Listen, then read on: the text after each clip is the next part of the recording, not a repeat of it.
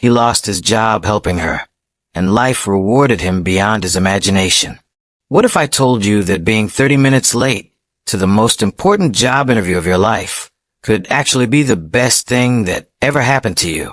What if missing that interview because you stopped to help a complete stranger would lead to something so incredible that it would change not just your life, but the lives of thousands of others? This is the story of David, a man who lost everything for doing the right thing, only to discover that sometimes life has a bigger plan than we could ever imagine. Stay with me, because what happens next will restore your faith in humanity and show you why kindness is never wasted. Before we continue, drop your city in the comments. We'd love to know where you're watching from. And don't forget to like and subscribe so you never miss another powerful story like this. Now let's continue. David Rodriguez had been unemployed for 8 months. 8 long months of rejection letters, failed interviews, and watching his savings disappear dollar by dollar.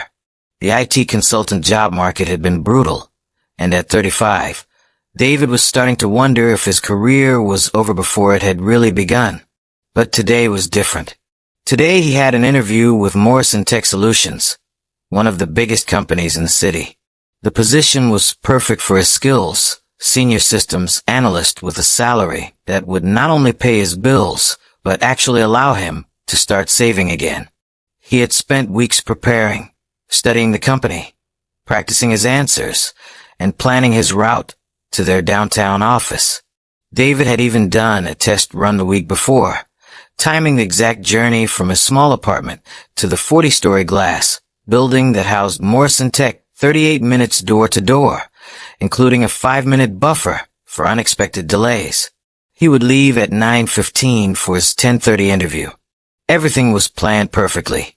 David woke up at 7, showered, and put on his best suit, the navy blue one he had bought 3 years ago when he still had a steady job and a bright future. He polished his shoes until they gleamed, checked his resume one more time, and practiced his handshake in the mirror. At 9:10, David grabbed his briefcase and headed for the door. He was going to nail this interview. He had to. His landlord had already given him a final notice, and his credit cards were maxed out. This job was his last chance to avoid losing his apartment and ending up back in his childhood bedroom at his parents' house. The morning was crisp and clear, perfect weather for a new beginning. David felt confident as he walked to the subway station. For the first time in months, he allowed himself to imagine success. Maybe he would celebrate with dinner at that Italian restaurant he used to love. Maybe he would finally be able to replace his ancient laptop. Maybe everything was going to work out after all. David was walking briskly down 5th Street, just 3 blocks from the Morrison Tech building, when he saw her.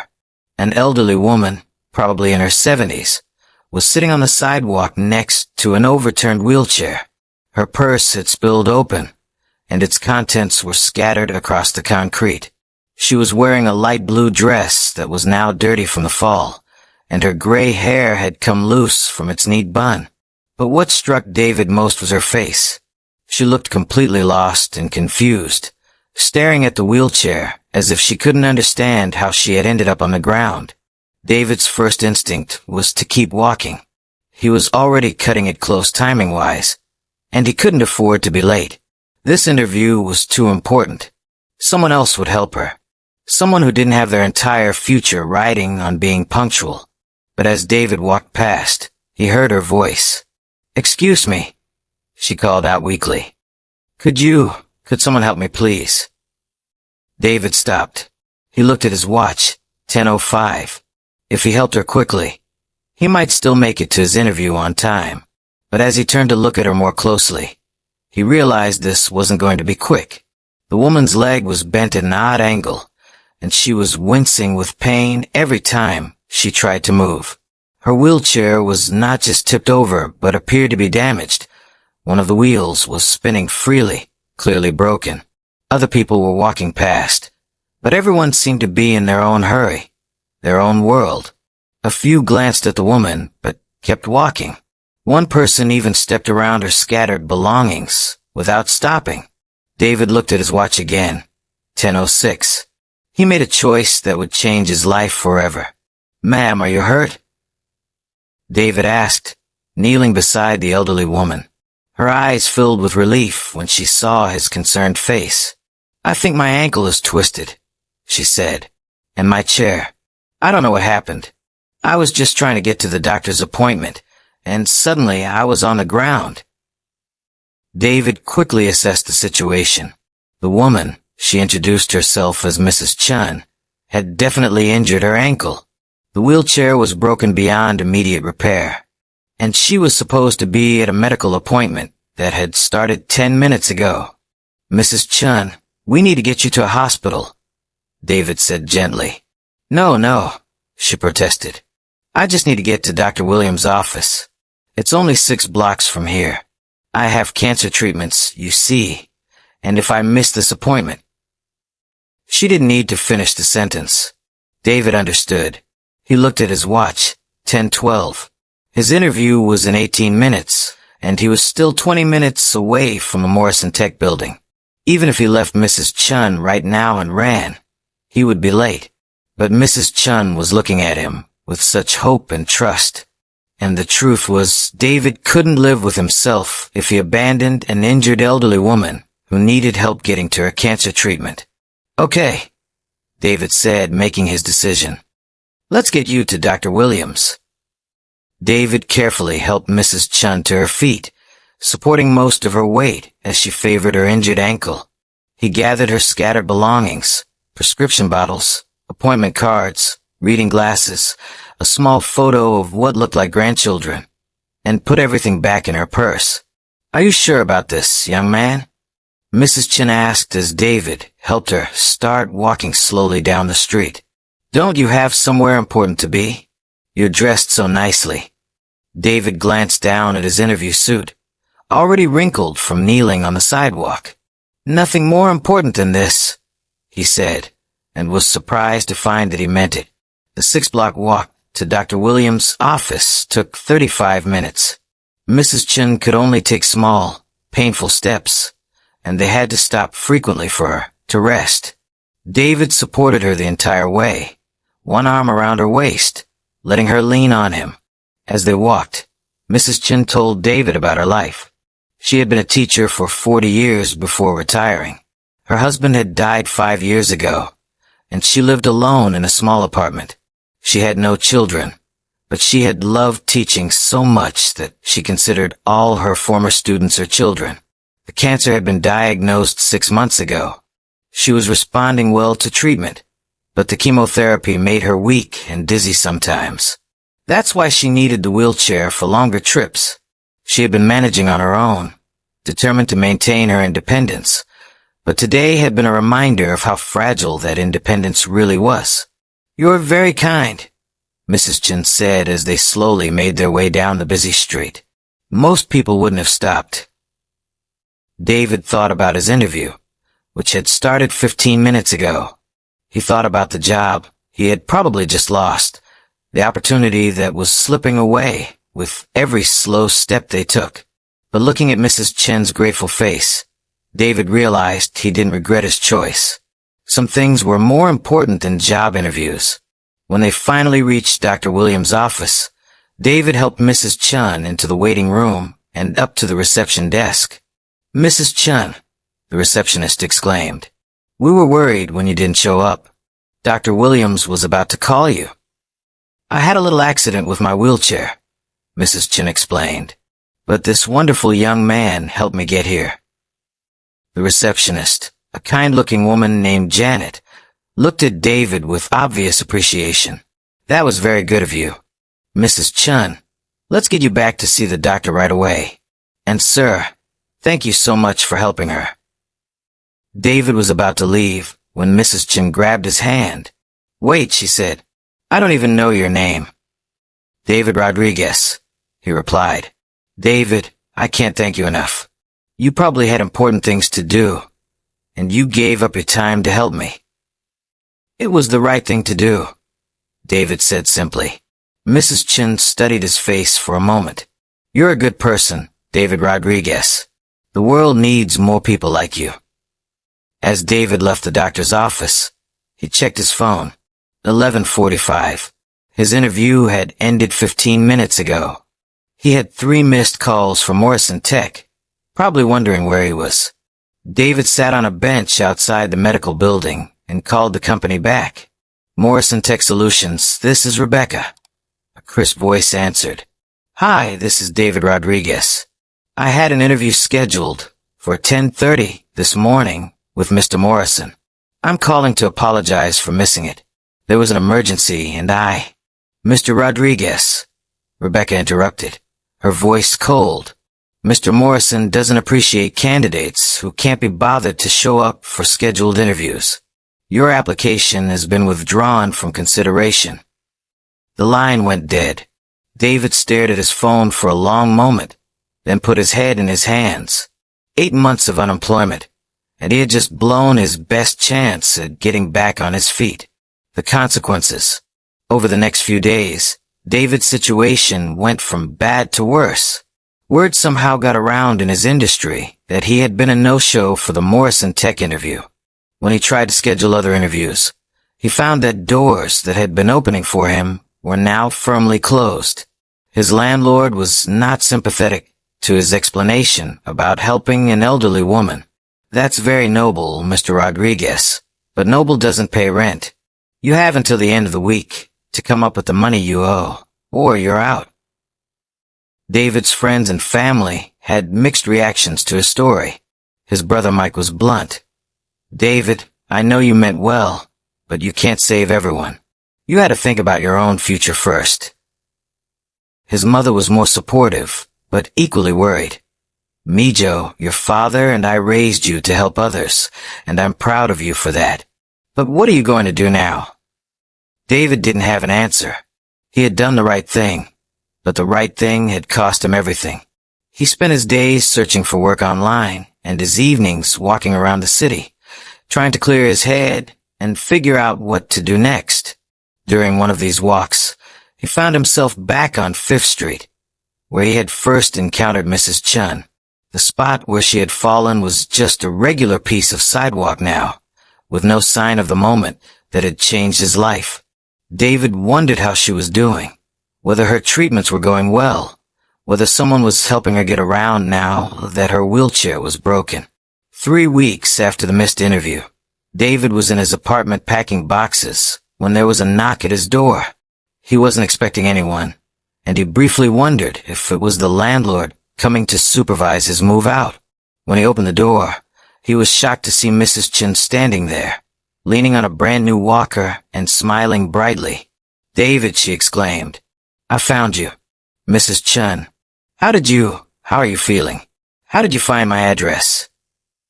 I'm feeling much better, thank you. The treatments are working wonderfully. As for finding you, well, I may be old, but I'm not helpless. I asked Janet at the doctor's office to help me track you down. I told her I had something very important to discuss with you. David invited her in, embarrassed by the boxes and sparse furniture that made his tiny apartment look even smaller than usual. I see you're moving, Mrs. Chun observed, settling carefully into his one remaining chair. Yes, I lost my apartment. I haven't been able to find work since. David trailed off, not wanting to make Mrs. Chun feel guilty about the choice he had made. But Mrs. Chun was sharp. Since you helped me and missed your job interview. David nodded reluctantly. David, I need to tell you something, Mrs. Chun said, her voice becoming serious. I haven't been entirely honest with you about who I am. The revelation. Mrs. Chun reached into her purse and pulled out a business card, handing it to David. He read it twice before the words sank in. Margaret Chun, Chief Executive Officer, Chun Educational Foundation. David looked up at her, confused. I don't understand. The Chun Educational Foundation, Mrs. Chun explained, is one of the largest charitable organizations in the state. We provide scholarships, fund educational programs, and support community development projects. My late husband and I started it 30 years ago with money from his tech company. David's mind was reeling. You're a millionaire? Several times over, Mrs. Chen said with a small smile. But that day you helped me, I wasn't Mrs. Chen, the CEO. I was just a scared old woman who had fallen down and needed help getting to her doctor. She leaned forward in her chair. David, do you know how many people walked past me that morning? I counted. 23 people saw me on that sidewalk.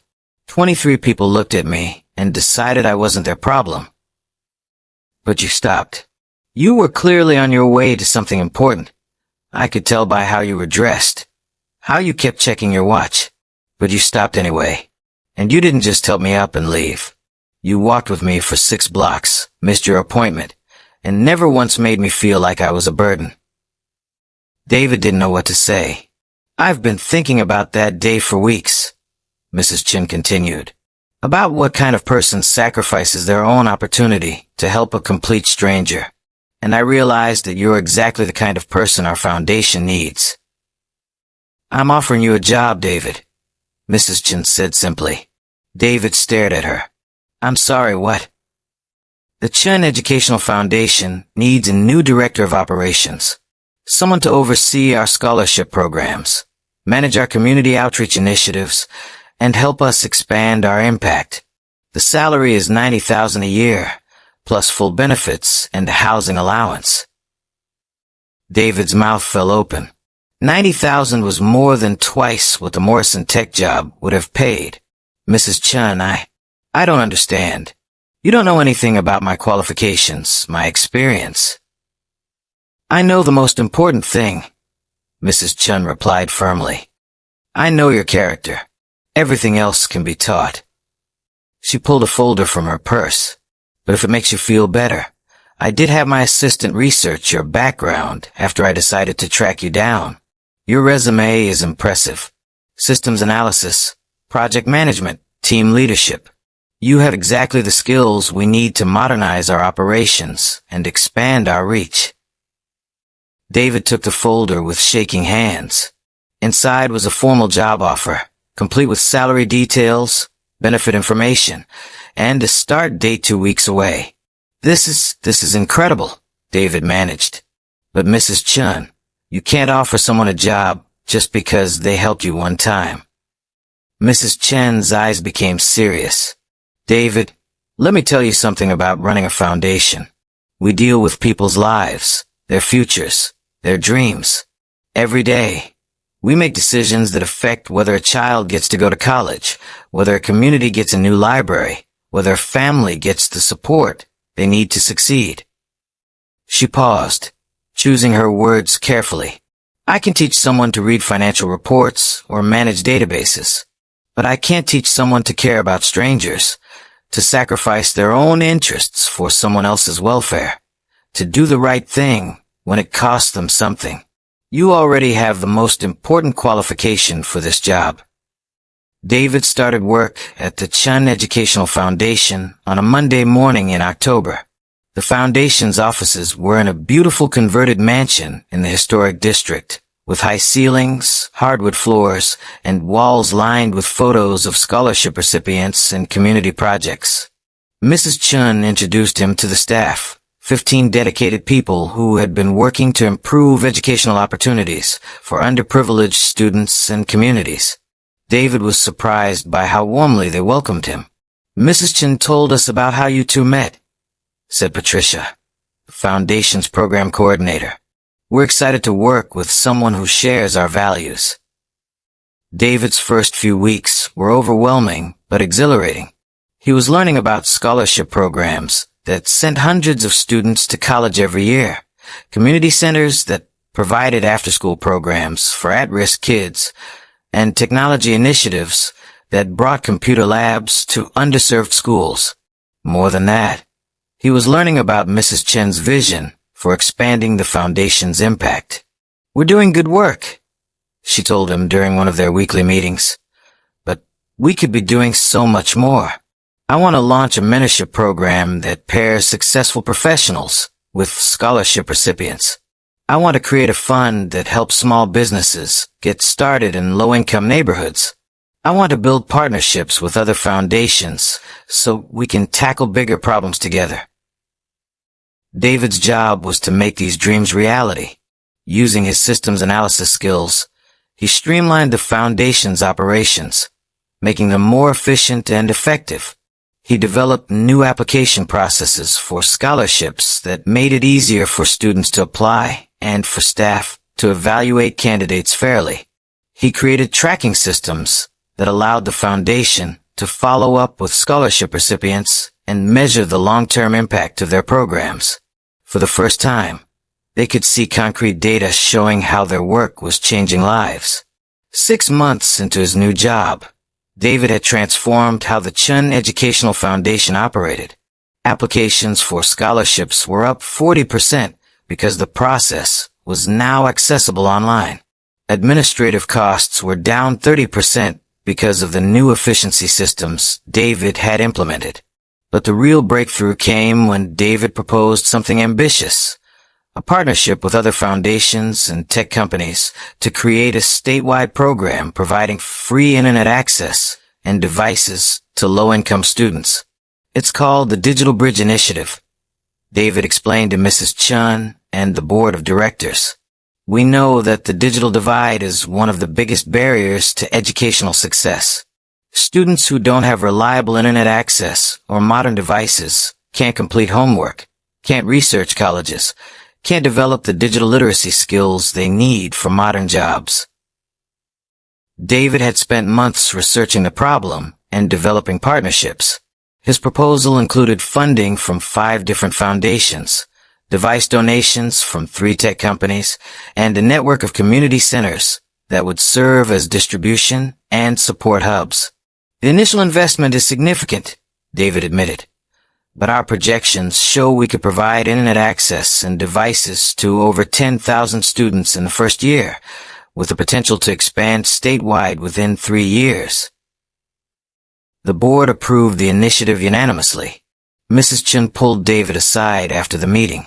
When I offered you this job, I knew you had the character for it, but I had no idea you had this kind of vision and leadership ability. This program could be a game changer. I learned from the best, David replied. The Digital Bridge Initiative launched 8 months after David joined the foundation. The program was an immediate success, making local and national news as an innovative approach to addressing educational inequality.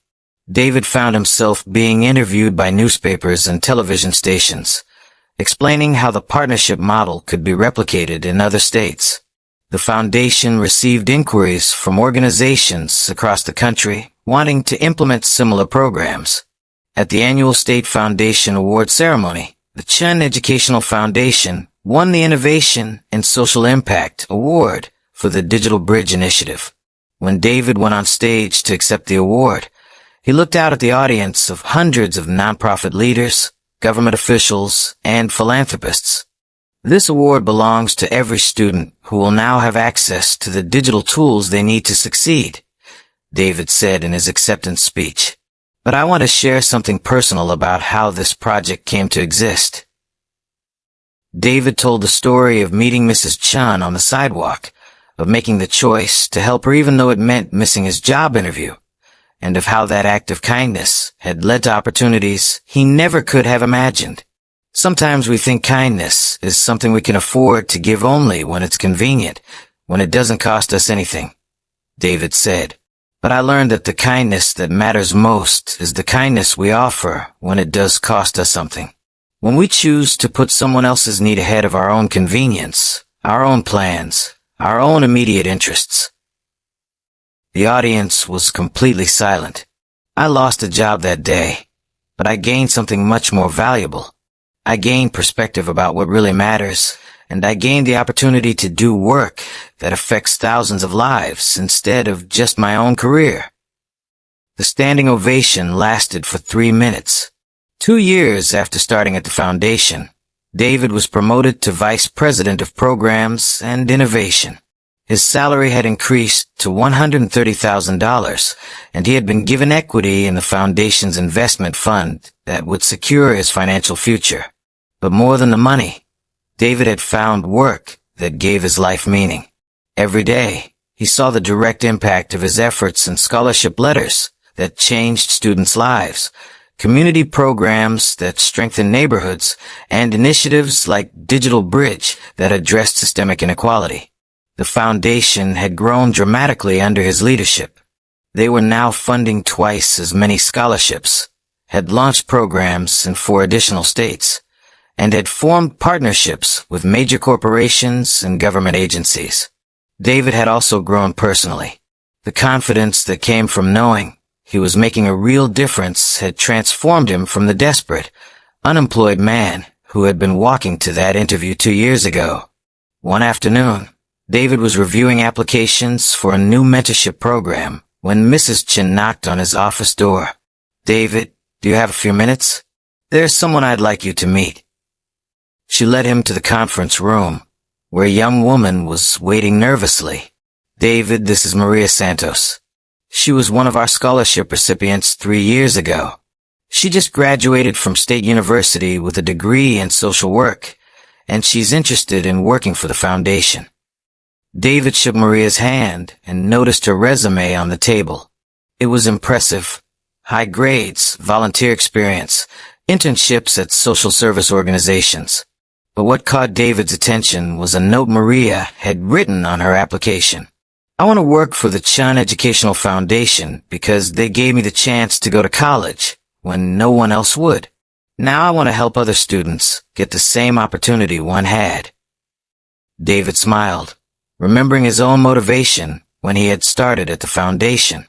After Maria left, with a job offer as a junior program coordinator, Mrs. Chun and David sat in the conference room talking about how the foundation had evolved. "When I started this organization 30 years ago," Mrs. Chun said, "I thought success meant how much money we gave away each year. Now I realize it's about the chain reaction we create." She gestured toward the door where Maria had exited. Maria was helped by our foundation, and now she's going to help others. Some of the students she works with will go on to become teachers, doctors, social workers, maybe even start their own foundations. The impact multiplies exponentially. David nodded. "It's like what happened with us. You needed help one day. I provided it, and that led to me being able to help thousands of other people." "Exactly," Mrs. Chin said. "But David, I want you to understand something. What happened between us wasn't luck or coincidence. It was the inevitable result of the kind of person you are." David started to protest, but Mrs. Chin held up her hand. "Let me finish. That morning when you saw me on the sidewalk, you made a choice based on your values, not on what you might get in return. You had no idea who I was or what helping me might lead to. You just saw someone who needed help, and you helped." She leaned forward. "Do you know what that tells me? It tells me that you've probably been making similar choices your whole life. Maybe not as dramatically, maybe in smaller ways, but consistently choosing to do the right thing even when it cost you something." David thought about this. She was right. He remembered staying late at his last job to help a coworker finish a project, even though he got no credit for it. He remembered giving money to homeless people even when he was struggling financially. He remembered volunteering at the community center even when he was exhausted from job searching. "People like you create positive energy in the world," Mrs. Chin continued. "Eventually, that energy comes back to you, though often in ways you never expect. What happened to us wasn't magic, it was karma." As David's 3rd anniversary at the foundation approached, he began to fully understand what Mrs. Chin meant about ripple effects. The Digital Bridge initiative had been so successful that the federal government was considering implementing a similar program nationwide. David had been invited to testify before Congress about how public-private partnerships could address educational inequality. More personally, the program had directly impacted over 15,000 students. David regularly received emails and letters from young people whose lives had been changed by having access to technology and internet connectivity. One letter particularly moved him. It was from a high school senior named Alex who lived in a rural area where internet service was unreliable and expensive. "Before the Digital Bridge program, I couldn't complete online assignments or research colleges. I was planning to go to work at my uncle's farm after graduation because I didn't think college was possible for someone like me. But having reliable internet access allowed me to discover scholarship opportunities, take online college prep courses, and even connect with mentors through the Foundations program. I just got accepted to State University with the full scholarship to study engineering. None of this would have been possible without your program. David kept that letter in his desk drawer and read it whenever he needed motivation. The Foundation's mentorship program had also flourished. They now had over 200 volunteer mentors, successful professionals who donated their time to guide scholarship recipients through college and into careers. One of those mentors was Mike Morrison, the CEO of Morrison Tech Solutions, the same company where David had missed his interview 3 years earlier. The irony wasn't lost on David when Mrs. Chun introduced them at a Foundation event. "Mike, I'd like you to meet David Rodriguez, our VP of Programs and Innovation." Mike shook David's hand warmly. "David, I've heard incredible things about your work here. The Digital Bridge Initiative is brilliant. We've been trying to figure out how to contribute more meaningfully to digital equity, and your partnership model is exactly what we were looking for." During their conversation, David mentioned that he had once interviewed, or rather, had been scheduled to interview at Morrison Tech. Mike looked puzzled for a moment, then his expression changed. "Wait, David Rodriguez, you're the candidate who no-showed for an interview about 3 years ago. Rebecca in HR told me about it. She was pretty annoyed." David smiled. "That's me. I was helping someone get to a medical appointment." Mike stared at him for a moment, then began to laugh. "You know what's funny? That position is still open. We've hired 3 people for it in the past 3 years, but none of them worked out. They had all the technical skills, but lacked something we couldn't put our finger on." He paused, looking at David with new appreciation. Now I know what they were missing. They didn't have the character to sacrifice their own interests to help someone else. As David reflected on his journey from unemployed job seeker to Foundation executive, he realized that his story wasn't really about losing a job or even about getting a better one. It was about discovering his purpose. The Digital Bridge Initiative had grown into a nationwide program. The Chun Educational Foundation had become a model for other organizations. David had been offered positions at larger foundations and tech companies, but he had no interest in leaving. "This is where I belong," he told Mrs. Chun when she asked if he was happy with his career path. But David's impact extended beyond his professional work. Inspired by his own experience, he had started speaking at conferences and universities about the importance of service and character in leadership. His message was simple. Success isn't about how much you earn or how high you climb. It's about how many people you lift up along the way. David had also started a scholarship fund of his own, small compared to the Foundation's programs, but meaningful to him. Every year, he funded college scholarships for 3 students who had demonstrated exceptional character through volunteer service or acts of kindness. The application for David's scholarship didn't ask about grades or test scores. Instead, it asked students to write about a time when they had sacrificed something important to help someone else. "I want to support young people who understand that success means more than personal achievement," David explained to the selection committee. "I want to find the next generation of leaders who will choose kindness over convenience." 5 years after starting at the Foundation, David received an unexpected honor. The mayor's office called to inform him that he had been selected as the city's Humanitarian of the Year, recognizing his work in education and community development. The award ceremony was held at the city's convention center, with over 1,000 people in attendance. David's parents, who had flown in from Arizona, sat in the front row beaming with pride. When David took the stage to accept the award, he saw Mrs. Chun in the audience, now 81 years old, but still sharp and engaged. She gave him a thumbs up and mouthed the words, "I'm proud of you." In his acceptance speech, David told the full story of how his life had changed, starting with that morning when he had seen an elderly woman who needed help. 5 years ago, I was unemployed, desperate, and on my way to what I thought was the most important job interview of my life. I was 30 minutes away from what I thought would save my career. Instead, I found something that saved my soul. The audience was completely silent as David continued. I learned that morning that the most important job interview of our lives happens not in conference rooms, but on sidewalks, not with HR managers, but with strangers who need our help. Every day, life interviews us with moments that test our character. Do we choose kindness or convenience? Do we choose service or selfishness?